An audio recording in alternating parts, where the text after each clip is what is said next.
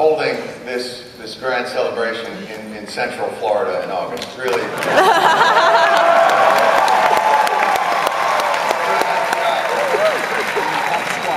Gives us all a chance to experience the actual atmospheric conditions on Dagobah. So, see? I got some knowledge. I got some knowledge.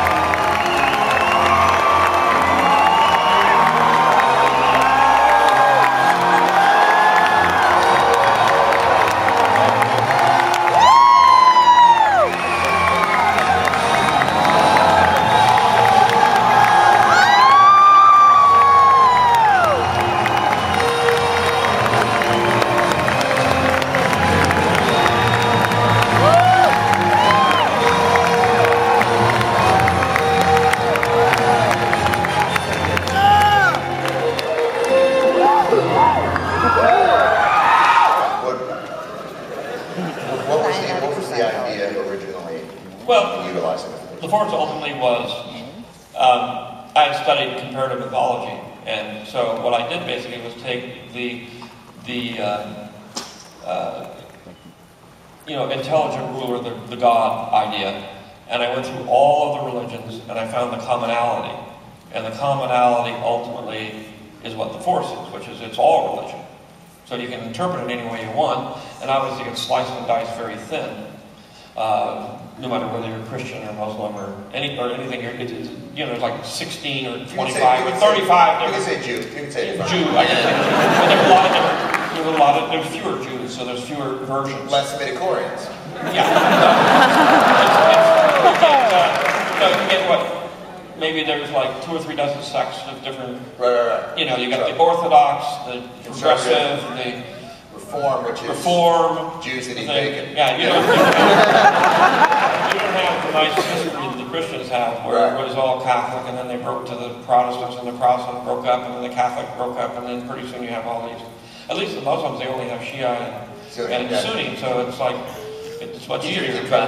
But everybody breaks it all up, but they still have a lot in common. Matter of fact, they all have the same God. That sort of helps for the start. So then if you say, well, what is that God? And then you say, well, we're not going to make it a person or anything. We're going to just go back to animism and the really early religions. You end up with basically what the force is, which is some higher power, and the way it works.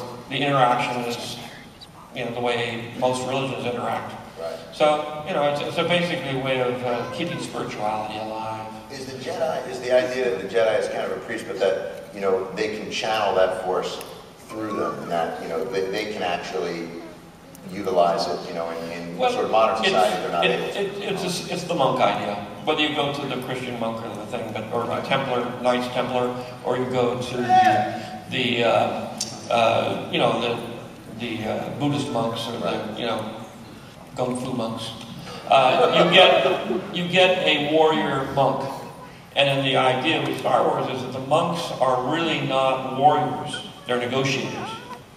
They're just the mafia. They negotiate like the mafia, which is or as Teddy Roosevelt would say, they negotiate disputes between planets, between things. They're not like policemen or anything, but between planets and things. Right. But they negotiate with a big stick, with a big lightsaber. Right. So if you don't sort of come to a conclusion, you know, with your dispute with each other, right, I will settle it for you. Right. Now, was there any reason why they couldn't get married? Was that the emotion of it, or the idea that they love something would be? The idea is that, but the whole idea of the movie ultimately is that then you have the light side and you have the dark side. The light side is compassion, which means you care about other people. The dark side is you care only care only about yourself, and you're obsessed with yourself and getting your pleasure and getting all your stuff. The other one, you give it to everybody. You give goodness and help to everybody else. So the issue of love, there's a line between loving somebody compassionately and caring about them and helping them, but the other line is not to be greedy, or once you're greedy, then you get fearful because you don't want to lose what it is you have that you're getting. So you have to learn to give up everything. So, and ultimately for a Jedi Knight, it's very easy to give up, but one of the things they give up is marriage. They can still love people, but they can't possess them. They can't own them. They can't, you know, demand that they do things. And they have to be able to accept the fact, one, of their mortality and they're going to die, and not worry about it.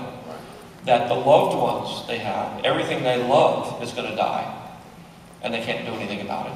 I mean, they can protect them as you would ordinarily protect, you know, get out of the way of that car, you know, somebody charges you with a gun, you knock the gun out. But there is an inevitability to life, which is death, and you have to accept that.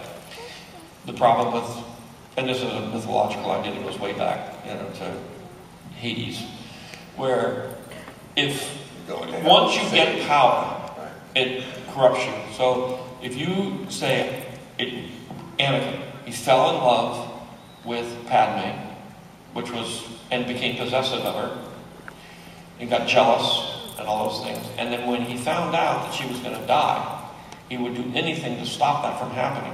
Even to the point of making a pact with the devil to say, give me the power to save my wife, you know, and I'll do your bidding. Well, he got the power to save his wife, but in the process, his wife, he became powerful. And the key to it is he says, okay, I can save you from dying. I can even rule the universe. I can take it. Everybody who gets the power wants to run the universe. They all want to be the emperor. So every single, that's why there's only 2 Sith. There used to be a lot of them, but they all killed each other off. Because they were all fighting over who got to be the thing. So it was always one Sith Lord and one apprentice. And the apprentice was always plotting to get somebody else to join him. Hey, you and me get together, we go kill the Emperor. That guy, right. So they're always doing that. So then when Anakin said, well, I'm powerful now, I'm even more powerful than Palpatine, I can take over the universe, and it'll be the way I want it to be. It'll be great. And of course, Padme says, my God, you're not the person I fell in love with. I don't love you anymore. And then he lost everything he had. So what I take from that is Jedis can't have one-night stands.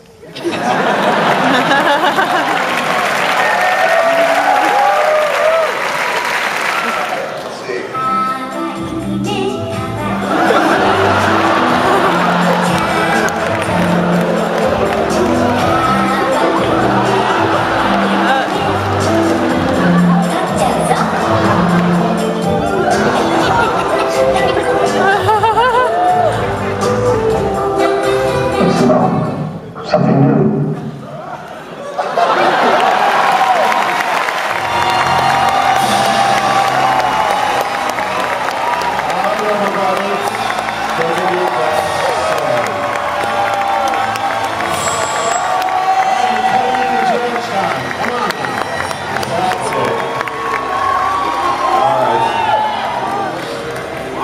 I just saw this clip for the first time on a golf course coming over here on a computer. This is my natural entrance into Jedi, isn't it? Is it the first time you see me? I think everybody has their natural entrance in Star Wars, except for me. because I was in the power evaporators. See, I still remember things, even though I'm in the elderly recluse phase of my career. But when they told me what was involved in this scene, I said, I vaguely remember, and of course when they showed me, I really remember it. It's very short, but it's very special. I'm someone who grew up loving the original King Kong and reading Famous Monsters magazines and building all the Aurora kits. And I read for years and years about the lost spider scene. So I can understand for all you UPFs, you ultra passionate fans. It's special for you because, let's face it, you're like family. You know, this is not for the outsiders, this is just for you. Take a look at this. This is my original entrance into the film Return of the Jedi. Let's have a look. It's very short.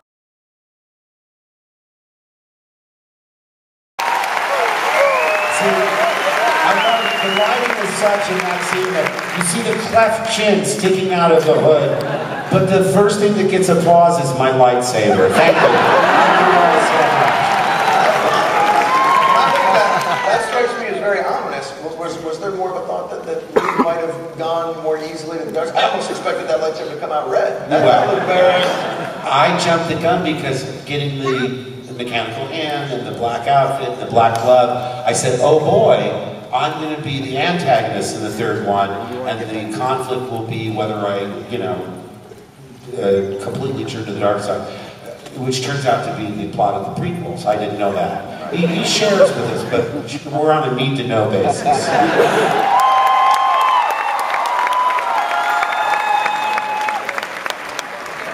We're getting the band back together.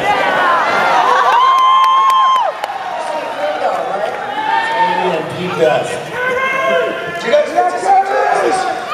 for these celebrations, do they become an opportunity for you guys to also keep in touch and just connect? And does the vast just turnout of this, does it still blow your minds, and does it feel like yesterday doesn't bring back everything? What's the thought? Yes. Yes. No, really, it's shocking because you forget the passion that still exists. You put it in perspective in your own life, and then they prove you wrong.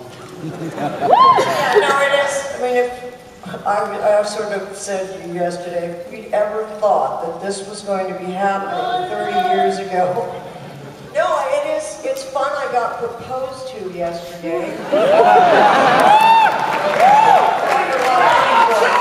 More than my first. That's really nice. You want children? Yeah. That's going to be rugged.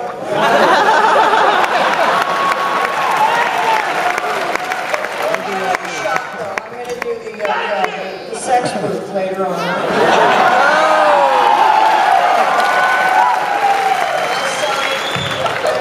I think later today. Did you ever put the nude scenes back in? There's a huge me and Java porn scene. Our kids. That's what got me into drugs.